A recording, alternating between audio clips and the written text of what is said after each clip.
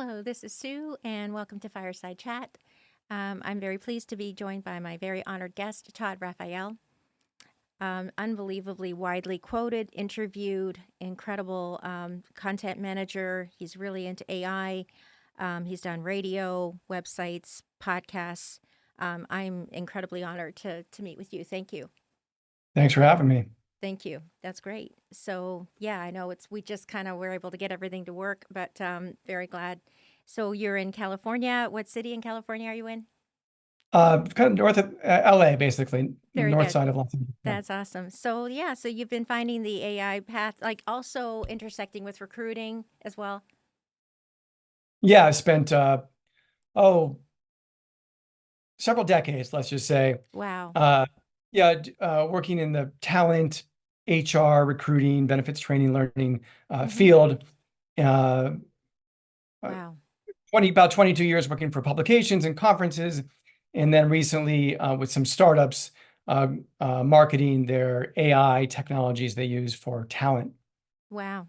So it's interesting. And like we have people who would be in like I think I'd say more like people who would be listening to advice about job seeking. I would say probably more for our audience. So I know that you've been doing consulting on both ends, so job seekers as well as companies who would be looking for talent. Yeah, and So companies, yeah. job seekers have probably noticed that company because they've seen notices, they've seen like kind of warnings that are required in some states now, or some locales, you may be overseas, Hmm. saying that companies are using artificial intelligence to screen you or to make decisions about your job application. That's increasingly happening for companies. They're using AI to decide if you have some transferable skills, some adjacent skills, Hmm. some potential to fit into a job that may be open. So it may not make any sense using AI to measure that. What that means is these companies have these massive databases of information, Right. and they're able to see if you worked, say, at the Container Store or at Home Depot or a restaurant in Mm. a certain period of time, or at Google or Facebook or the Navy, the Army, for a Wow. government agency, if you worked during a certain period of time and Hmm. you had a certain title and you worked in a certain job, Hmm. product manager, restaurant manager, customer service rep, Okay. what did you likely do on that job? What Right. skills did you likely do? The computers kind of know that now through the AI, and they get your application as a job seeker and they try to fit you in and see if do you match something that might even be different than what you've done in the past, but might fit based on your potential and your skills. More and more companies are doing this now. Wow. Instead of where did you work? Where did you go to school? Did you go to school? That kind of thing. Although those things still are super important in many cases. Right, absolutely. Yeah, so because like people, I guess once you get to the point where you're getting an interview, the AI has already sifted through a great deal of information and looked at maybe, would it look at the job listing and then be pulling from those kinds of keywords and things like that? Again, not just keywords, because that's how it used to be. Yeah. It's really based on your transferable and adjacent skills. Okay. At least some of the AI is. Some things just companies say they're using AI, and it just means they're using technology and they want to throw a couple fancy letters at it to make Mm-hmm. it sound important. But Yeah. truly, the more modern, very large databases of data, of information, are taking bits and pieces of information about you, and they're able to kind of reapply that to other things. Okay. Say that you worked in a dentist office, maybe on graphic design for Invisaligns. Right. Maybe a gaming company, a large gaming company can see how skill, the skills you knew or know based on that dentist job, Right. could transfer and be applicable to making games. Okay. That's the kind of thing beyond just keywords that an Yeah. AI technology might be able to see. Because I had a feeling you were totally like that was the way it was done, keywords. And so it's kind of evolved. And it's amazing that it's adjacent, that it's transferable skills, that it's, things that could translate to another position, Yeah. like your speaking experience. It just, like it makes other jobs easier. Like if you've done radio, then you're like, yeah, I think I can do video, I can do, TV. Um, yeah, it's sort of like you try it and then, it's like, okay, yeah, that wasn't too bad. And then you kind of go from there because you've been interviewed by so Exactly. many um, incredible like websites and like newspapers and magazines. And it's a lot. It's a body of work, really, is what you have. It's I incredible. like the Impeccable. radio example. That's interesting. That could be like what could be applicable to radio, maybe, teaching or something where you're True. speaking, or maybe, you're directing the school play or something like, and maybe radio could be applicable to so many things that are not radio, because Hmm. you're able to articulate a concept concisely and with humor in some cases on the radio, or Yeah, make it compelling, make people want to come back after the commercial. I mean, that could be applicable to a lot of things. that's So an I like that amazing skill. radio example. Yeah. Yeah. So are you like doing speaking? What's kind of like where would you like to like craft um your next role? What are you thinking for where you'd like to be and where you're becoming? Again, I've been working with different technologies in this different companies that have technologies in this talent field to help them kind of market and explain what they do, and that's what I'm gonna keep doing in the future. There are a lot of companies that have these kind of complex AI technologies, and it's hard for them to articulate what it is that they do. Hmm. Um, it again, what sounds like it might be artificial intelligence sometimes is not, and what sounds like sometimes it's often just technology. And so there's a lot of, I think, confusion among companies and job seekers and employees about what this AI thing is all about and how it plays into job seeking and learning in the workplace. I think there's a lot that job seekers should think about as AI kind of expands into so many aspects of their lives and their work lives and their careers. So there's all this talk about, does AI cost jobs? Does it add jobs? Does it do Right. both? Like, what's AI going to do to us? Yes. And I think, Like in a couple of years, like what's going to be the net effect of? yeah, and Yeah.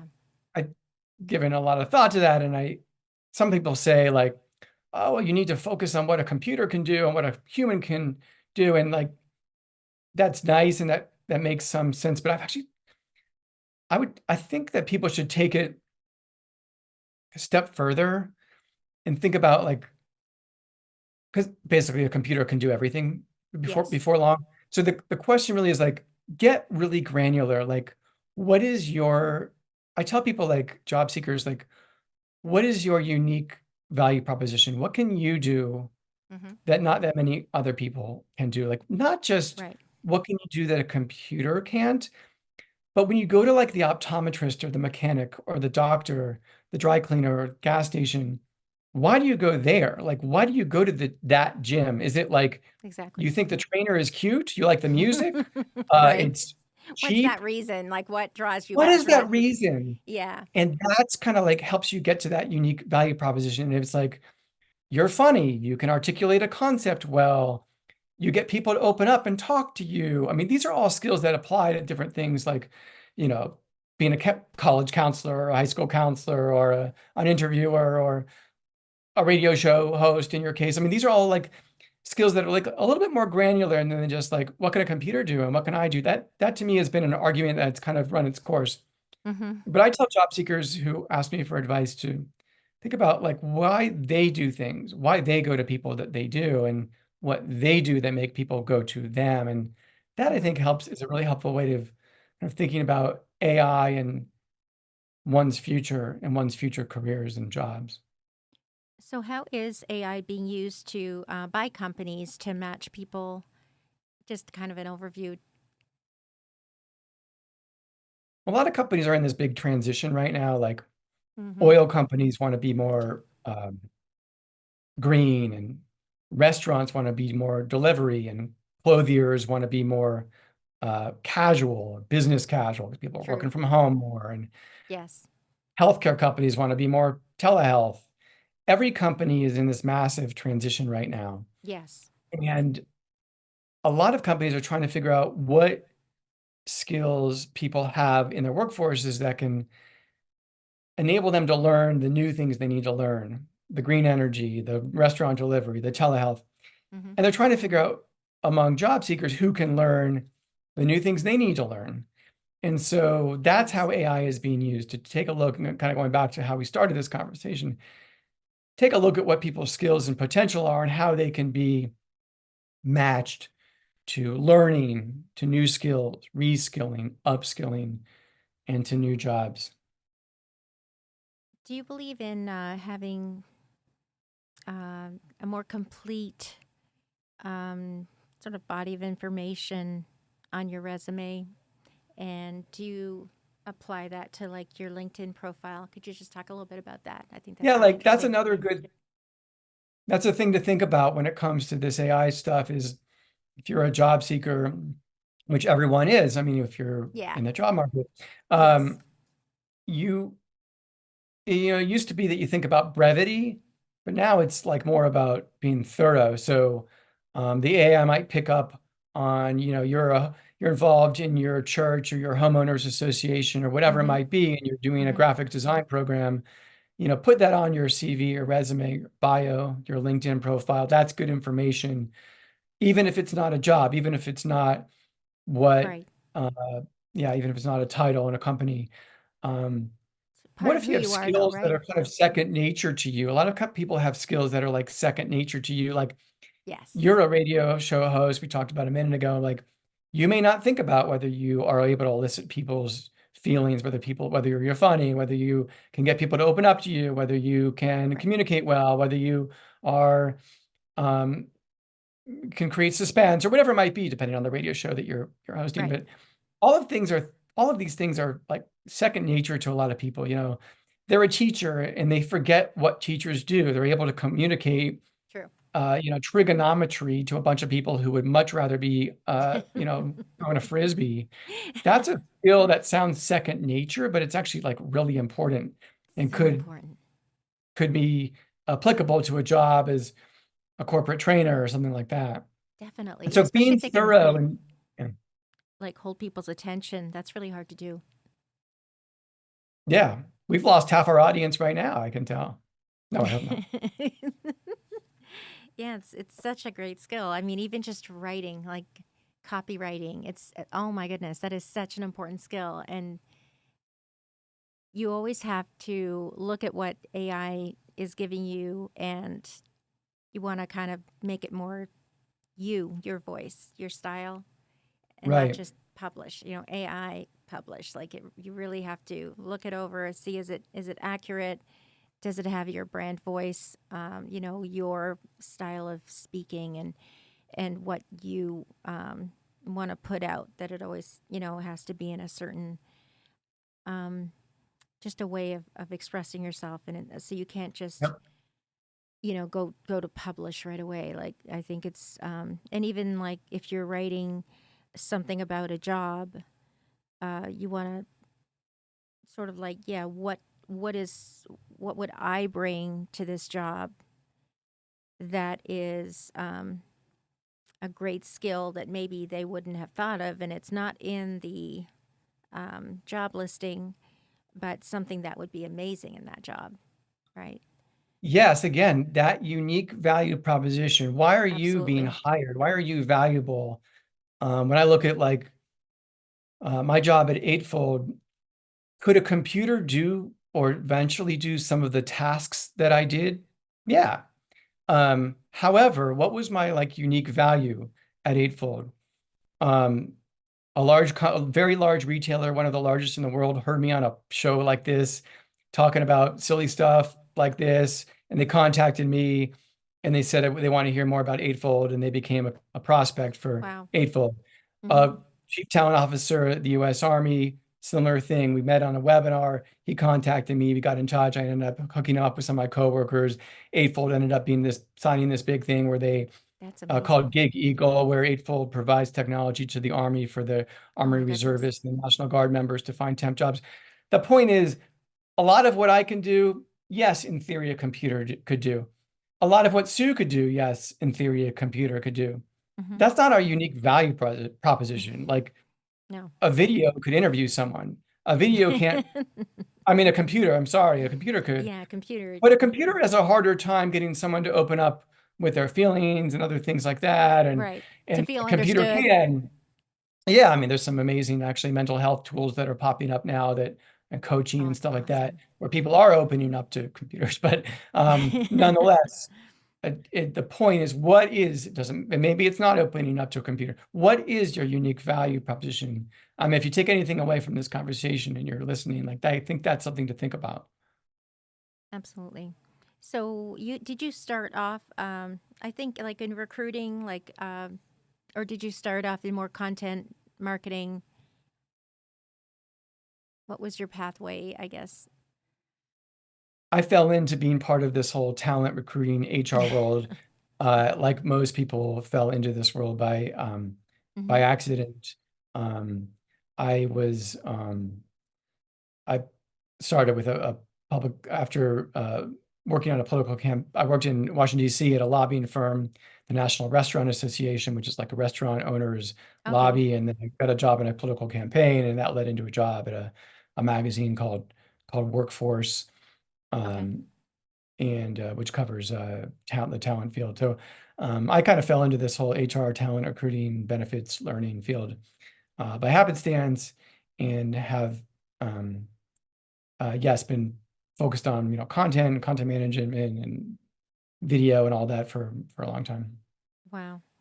So, content marketing, how do you feel that AI is shaping the way people are beginning to do content marketing? And do you think that I know it can save time, but do you think that there's any kind of legal issues with copyright and things like that? Or Ooh. do you think about that? I Yeah, on worry. the first one, I think on the first one, I think there's still a premium to there's AI has not changed the fact that there's still a premium when it comes to saying something interesting, saying something valuable, saying something useful, or maybe it's funny, or maybe it's sad, or maybe it's emotional, or maybe it's memorable. But it hasn't changed the fact that if you're creating content, quality matters.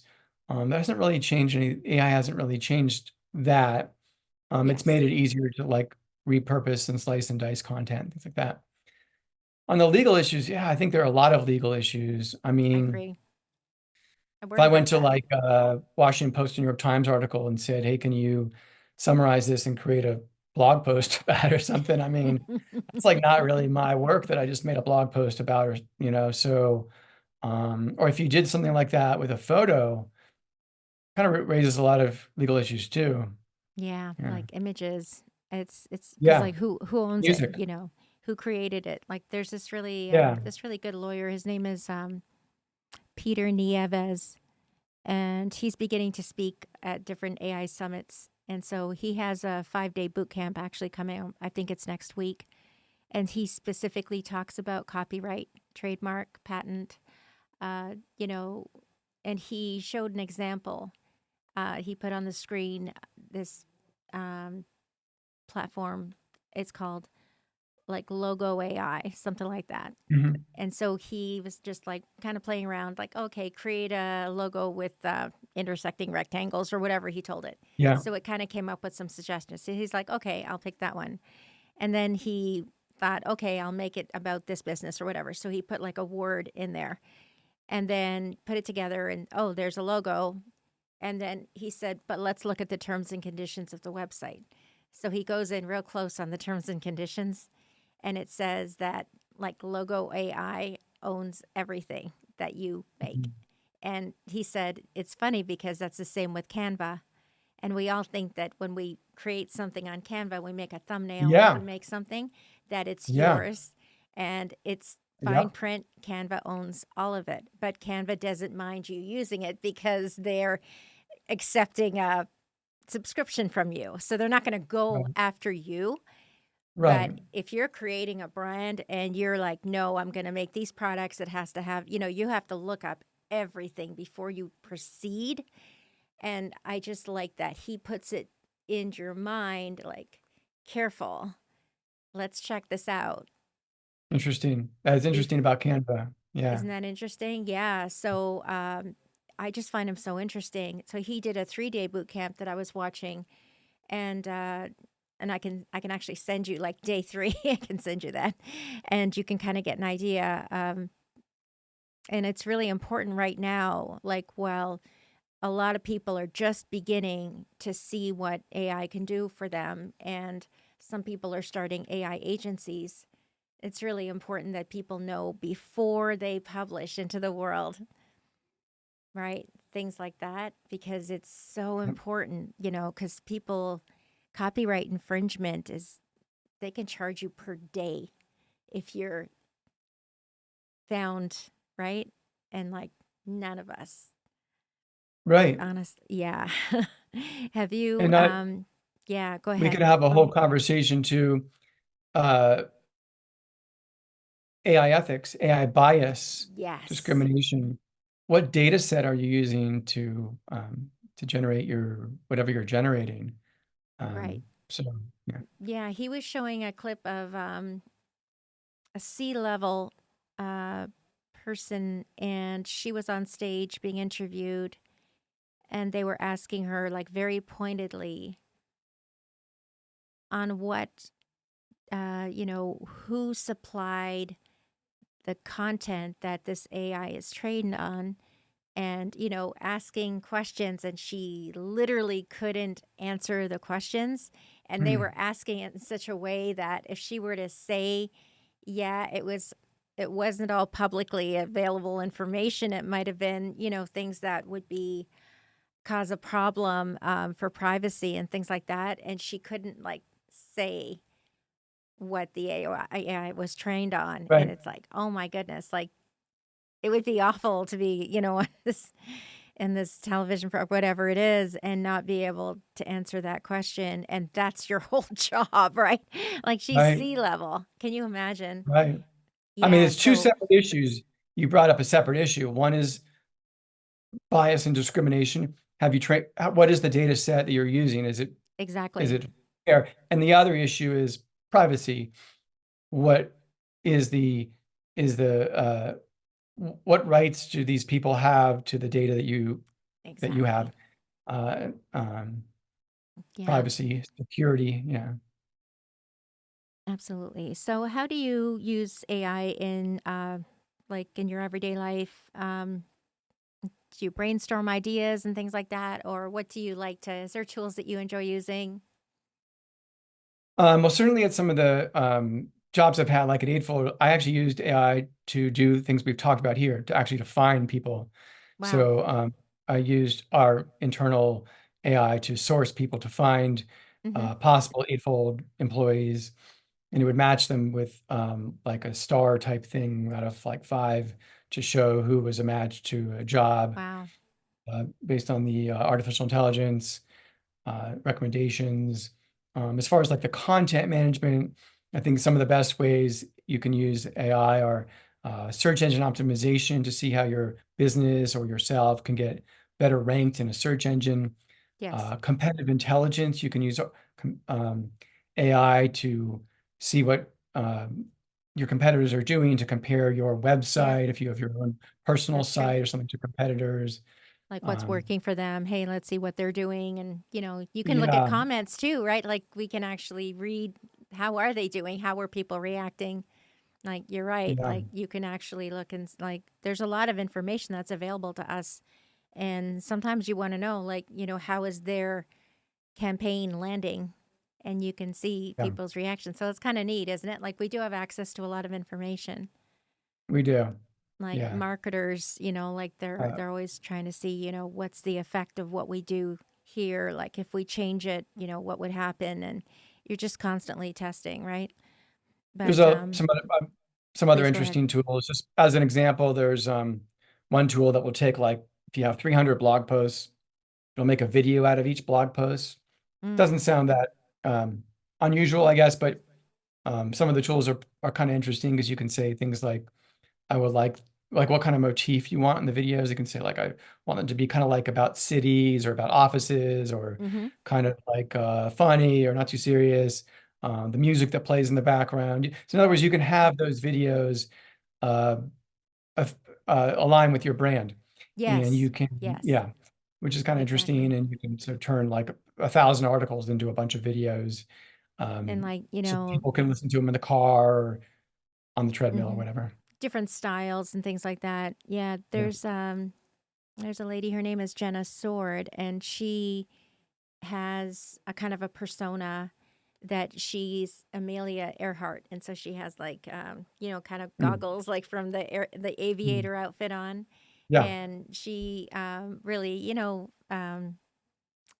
is inspired by that bravery and that courage and all that, and so she's kind of made herself like that's her persona, and so she uses that in her social media, and certainly that would make you stand out because it's so different. Yeah. And so she talks about branding and things like that. But it's amazing, I think, how kind of empowering it can be because, you can make yourself like I don't know, like a cyberpunk kind of android kind of person, or you could be like this old fashioned kind of, like Yeah. whatever, like what your soul identifies with, almost like who Yeah. would you like to be? And then you can enhance a little bit, and then you can do different kinds of like the styling, like you're in a New York City and it's raining and it's dark and like you're in, Mm. like that kind of thing. You know what I'm saying, right? Yeah. It's I can like get rid of gray hair and just do like no gray hair. Yeah. Uh, it's kind of, it's interesting because you could put your face on different bodies and things like that. yeah. But I think I just, want to always keep the human in the loop, right? In everything Yeah. that we're By the doing. way, just to go back to your Yeah. question about like using AI, another thing that we've done, Mm-hmm. and when I say we, it's like a lot of B2B companies and their marketing departments. So a lot of companies use is AI that determines how likely a sale will be made. So what your next Right. quarter might look like. It'll Wow. comb through your notes, your meetings, possibly the recordings of your phone calls or your Zooms, Oh my and it goodness. looks at what people are saying, like, about their budget or whatever, and then it predicts what your likelihood um, of Wow. selling of meeting your quarterly dollar targets That's are. There's that's another one, I think unbelievable. it's called Sturdy AI. There's another one that looks at um, the propensity of your customers to renew. So what might your retention next quarter, this quarter be based on what people are saying about what your customers are Unbelievable. saying? How do they Wow. feel? So Yes. might they renew or might they not renew? So that's another That's use that incredible. I B2B never thought companies are of it doing. like from that kind of like almost like, going forward. Um, this is how things are trending. This is how things are tending. If we look at all of these sources of information, that's amazing. I was thinking just like looking at how how are people talking about a product or a brand and then using their language to put that into like the marketing message so that Mhm. you're kind of speaking with the Yeah, words and the voice of your I get that. yeah. I think Yeah. that's kind of I an get, interesting thing. I don't think I think big enough to what you just described, like wow, I can't even imagine that, but yeah, I like that, what you're saying. Like, are you speaking the language of your customers? Are you yes, feeling the same challenges? And are you exactly. articulating things the way they do? That's good. Based on Right. what they read, based on what they listen to. That's cool. Like what if it's like a, skateboard people or something like that? Like you have to Yeah, speak with their, and yeah. You have to connect with smoke the them. And same things. Yeah, you got yeah, to so smoke what they smoke if it's a skateboard that's park. Yeah, so funny. yeah, Absolutely. yeah. Oh my goodness. So yeah, so if you were to create like an AI um, company or something like that, if you were to create something, what do you think would be really fun? If you could just create anything you want, what do you think would be really fun? Like, would you use it for like writing books or something like that? Or what do you think would be interesting? Just for fun. Yeah. Um, I Because you I can don't like make know movies off the top of now. my head. What'd you say? Yeah. Like you can make cinematic quality movies now, like you could do. like a short film or something, because you have so much I mean, experience that you could I literally, think that create something just just I because you think can. that there's been a lot in the media about particularly post-pandemic about the Hmm. lack of social socialization, social life. There was a really Yes. interesting post on Twitter the other day by a woman named Sarah White, and she was talking about college.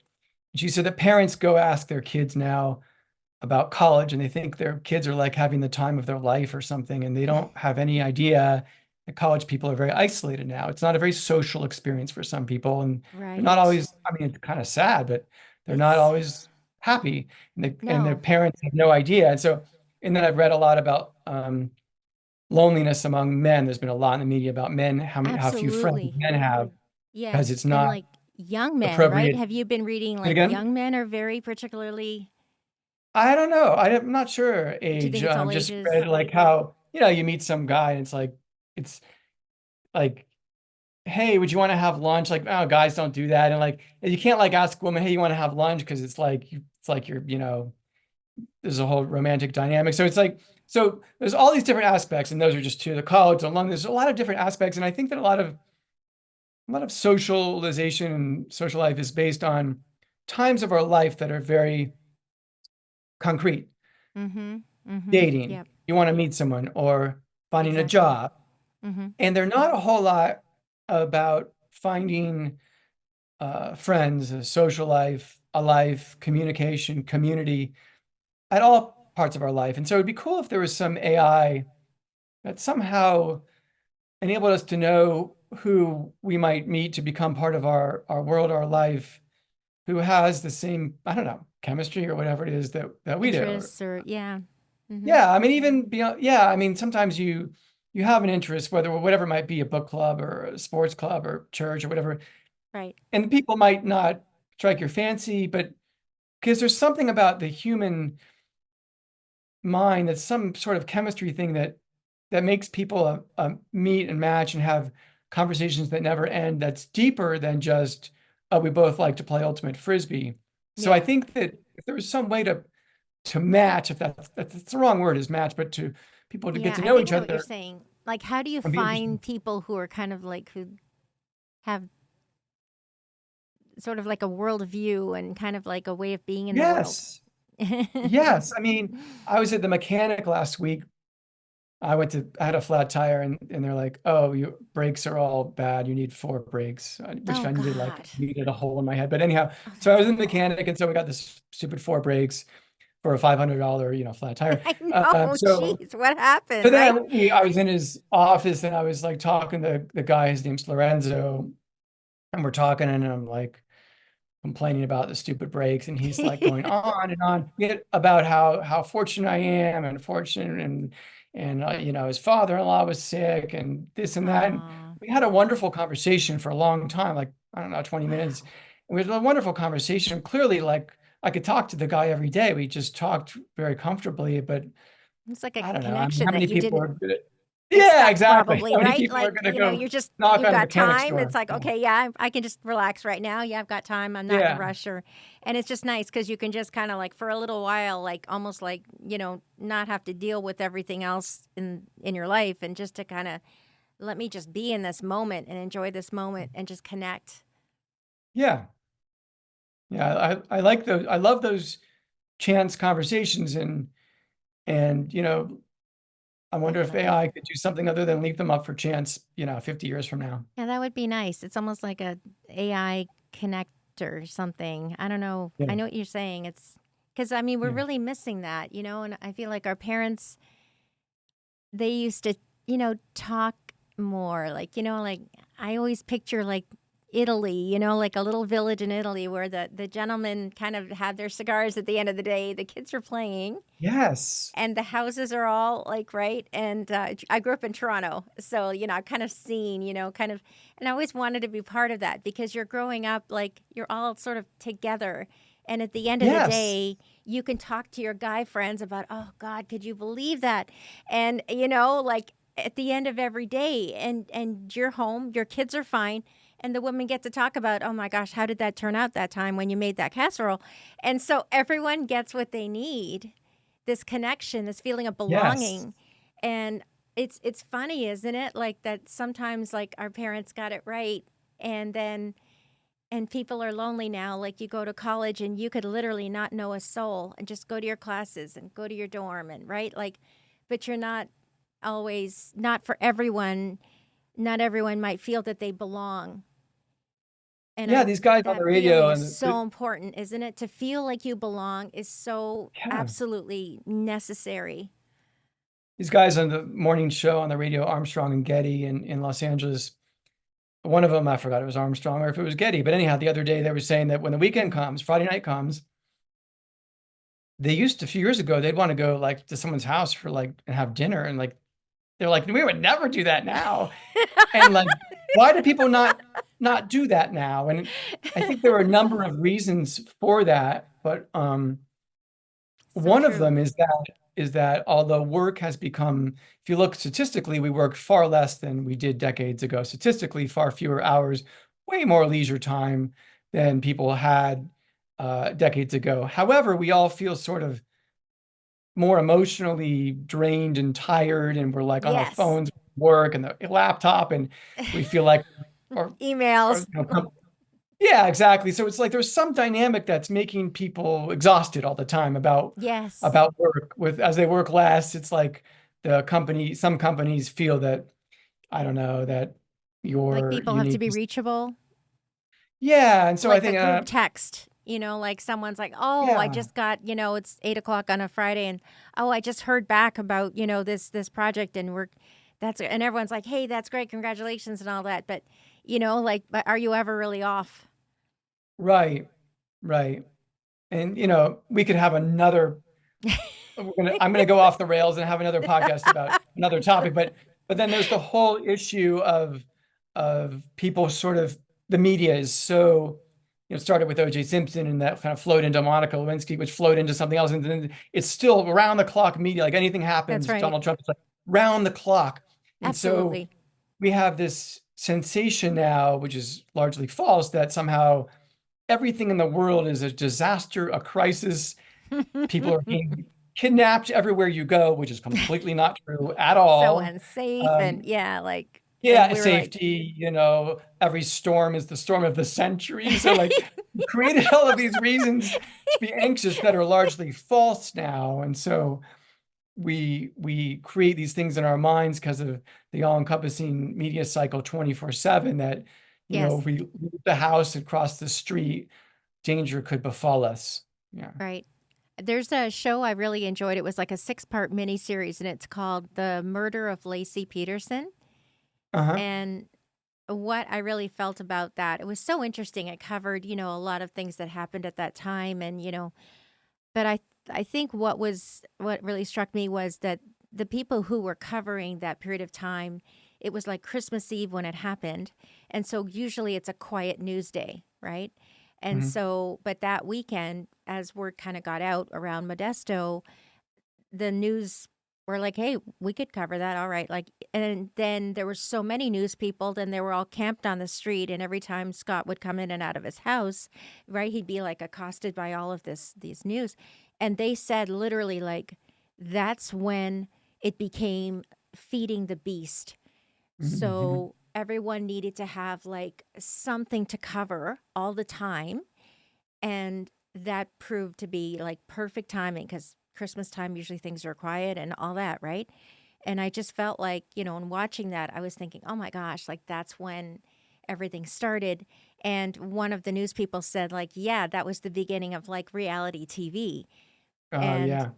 and now, we know there's many podcasts of people that cover different crimes, like really high profile crimes. Like every day those people are reading the legal briefs in that case, and they're discussing, right? Like it's just like constantly creating content. Yeah. And certainly it's great that AI can kind of do some of that tedious work, um because it's just this never ending thing. And maybe in college, maybe you feel like you can never really shut off, because if you're going in classes and you have a lot of work to do, but then there's a party coming up this weekend that, I really should go to that. Like, I don't know, some people might feel like there's not enough time in the day. There's not enough hours in the day to do all the things so that on Instagram you look like you're successful, and, like, Yeah, it's a funny kind of pressure, right? And right. That's it's kind of like it sort of never ends, really. And that's, I think, we read all the time that there's depression and anxiety that kind of came about when, our younger people started, having iPhones and things like that. yeah. And, but it's just it's a society thing, isn't it? Like, it affects our work, and our work is different because of, it's kind of like feeding the beast, like it never shuts off. And Right. it's kind of like some fear of missing out and that kind of thing. It's just crazy what we kind of worry about, isn't it, compared to what, our parents would worry about. Like, they might worry about losing their job, and we're worried about, like, oh my gosh, I don't have an outfit to wear. You know what I mean? Like, Yeah, whatever, I mean, like like Coachella or whatever. in Los Angeles, it's apparently there's no longer just rain. It's got to be portrayed in the media by either it's just like a cyclone, or it's like a weather event. It's I a remember tsunami, it was like a this burgeoning atmospheric hurricane. river. That's it. It has to be. I mean, it's like it's unbelievable. It's like What this is is that? rain, guys. This is like not even like this is not even like the rain you'd even get in the Midwest in Toronto or Yeah, something, where it's just like, so but like crazy. I know, just it's so like this. weird. Yeah. It's so crazy. Everything is kind of dramatic and right, and I don't Yeah. know. I feel like I always want to be kind of quiet and peaceful.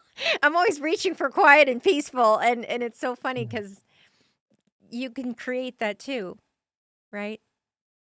You can create And at the quiet. same time, I mean, I think we're degenerating into analysis of like the media and social media, which is fine, actually. Yeah. But that's fine because this is like really interesting to hear your thoughts. But um, it just makes it like the boy who cried wolf, because then when something really important, Yes. positive or negative, happens, like there's possible cancer vaccines, for example, or something like that, Right. these great breakthroughs, or things that actually are negative that are like really serious, it's like, no, guys, this is a big deal. That atmospheric river was like my cat got its tail wet, and this is like someone's developing a vaccine for ovarian cancer. No, this is like, and so it's like it's kind of really like the boy who cried wolf here. It's like you Yeah, I really, think so. the big things get lost.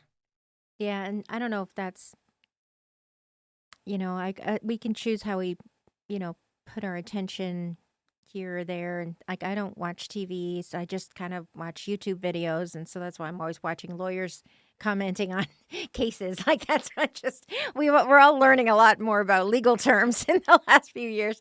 And that's okay. Like, there's nothing wrong with that. But, There was some joke on Twitter a yeah. couple months ago about something like, if anyone is looking for their wife, they're taking a bath right now with a crime show podcast on, or something like that.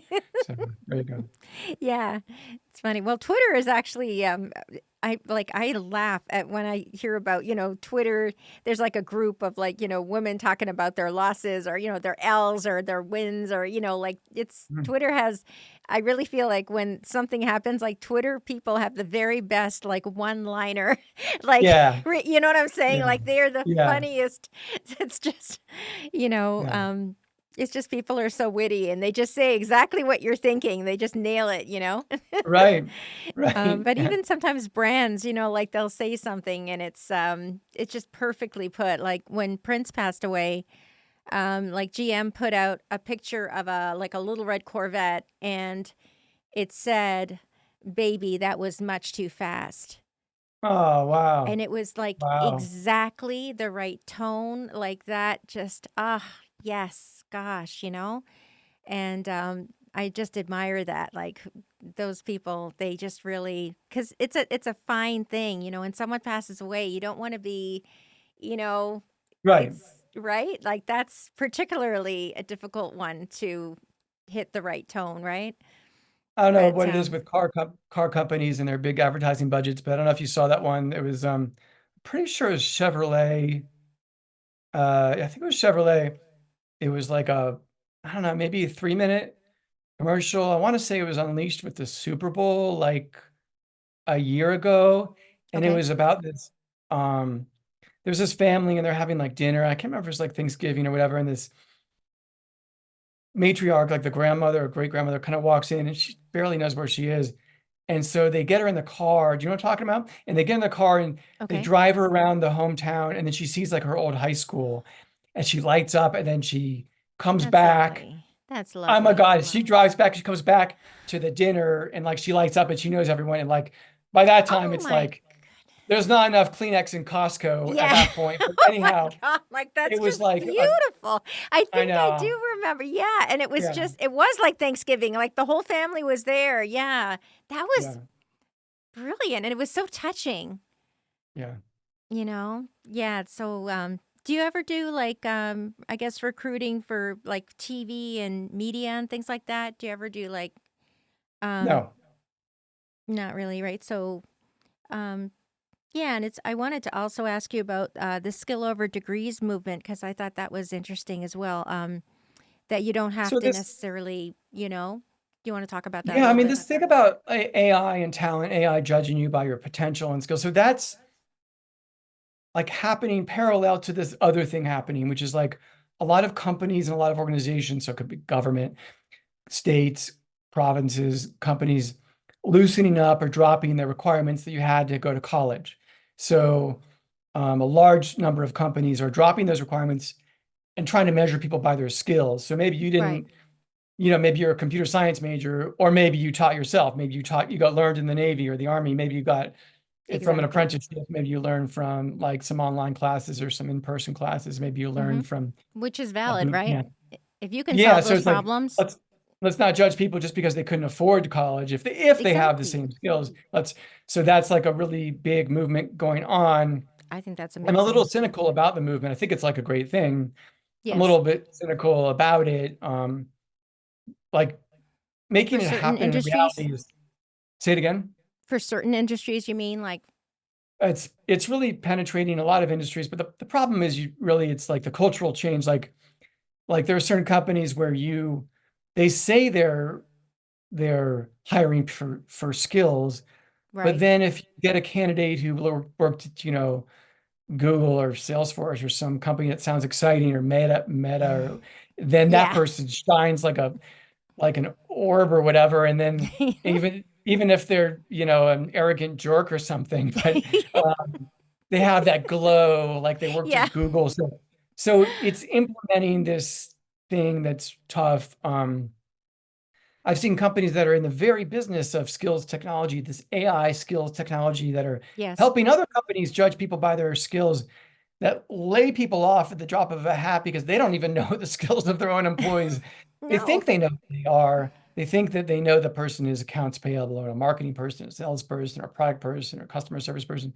They don't really know what the customers feel about that person, that the customer came to that company because of that person, or they Right. didn't drop their contract because they love that person. Like companies don't quite have a handle on what their own people do who are in this technology of skills.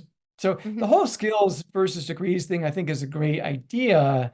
Making it happen is a little tricky right now. And some But a lot jobs of companies wouldn't are moving in change. that direction.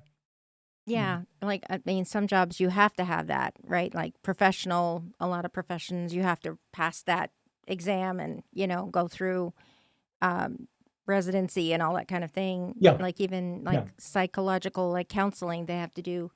I was looking Yeah. it up. They have to do 700 hours supervised. And that's important because I mean, look at the advice they have to give people who are in a great deal of anguish and suffering, and so It it's is good that important, there's but this. Hmm. it is, but let's just say for the sake of argument, to be a high school or college career counselor, guidance counselor, you needed a certain number of hours. Hmm. I could see a scenario where somehow you got those hours through some experience another way and they could Right. transfer. I mean, I don't know the exact example. Maybe you were, I don't know, a coach or something, or Yeah, a life coach. I mean, there are a lot of, I mean, it depends on the example, but I could see someone getting their hours. Maybe, how about for student teaching?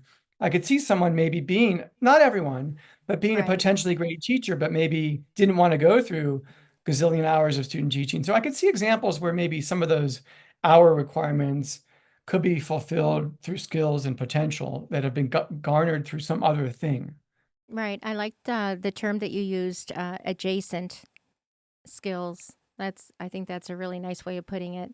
And, you can still have a lot of the same kinds of things that you're learning from it or that you're providing to people, but it doesn't have to be this specific thing. It can be something, like I think that they say, like Python, learning Python helps you if you want to really understand AI, but you don't have to understand Python if you don't, you know what I mean?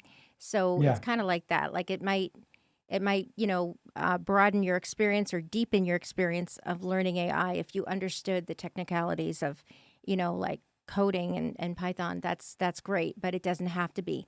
And I think you were saying too earlier, I really agree that sometimes people can't afford the college, so that yeah, if they can still approach and get skills and maybe start something of their own and learn through doing or experience or have excellent mentors, like there's ways of achieving the same success, which they deserve, but they don't have to go, through this path and get this degree and then start something. They don't have to get an MBA to start a business always, right? right, right. Because no one can afford college anymore except for the people with their 16-year-olds driving the Range Rovers and stuff. But most, 99%, it's becoming out of, not, at least the sticker price is becoming unattainable. Of course, people don't Right. always pay the sticker price for college, but yeah.